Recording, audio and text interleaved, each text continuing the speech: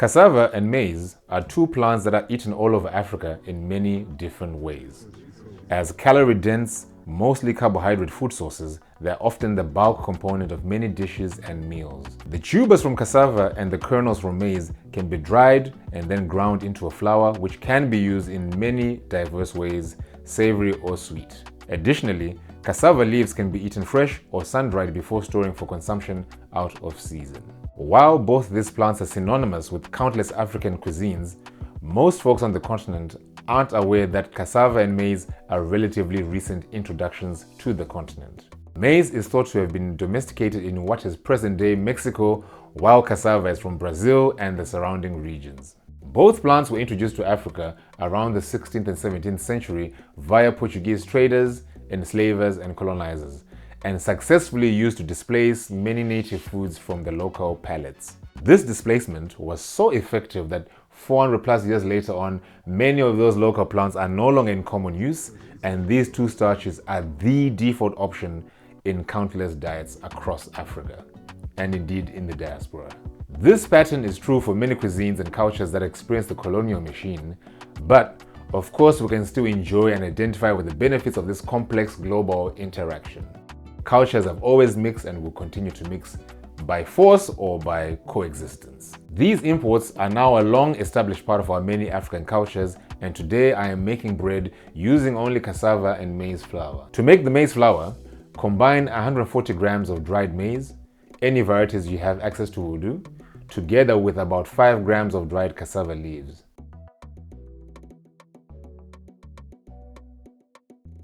Blitz in a powerful blender or spice grinder until you get a fine powder.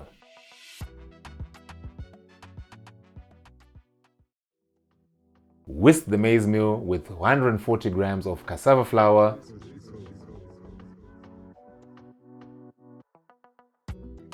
50 grams of brown sugar, 5 grams of salt, 5 grams of baking powder, and 10 grams of baking soda.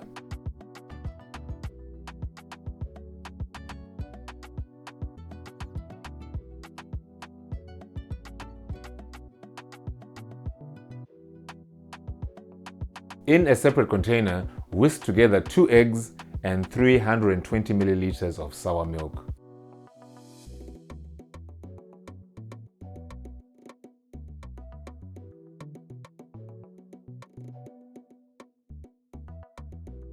Add 90 milliliters of a neutral oil like sunflower oil or cooled melted butter and whisk in once more. Slowly incorporate the liquid mix into the flour mix with a whisk or wooden spoon.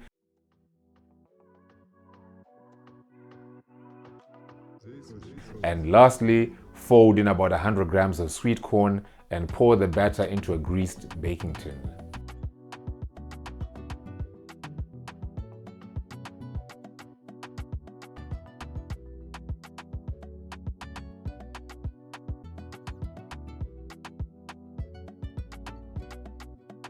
Bake at 180 degrees Celsius for 45 to 50 minutes or until a skewer inserted into the center of the bread comes out clean.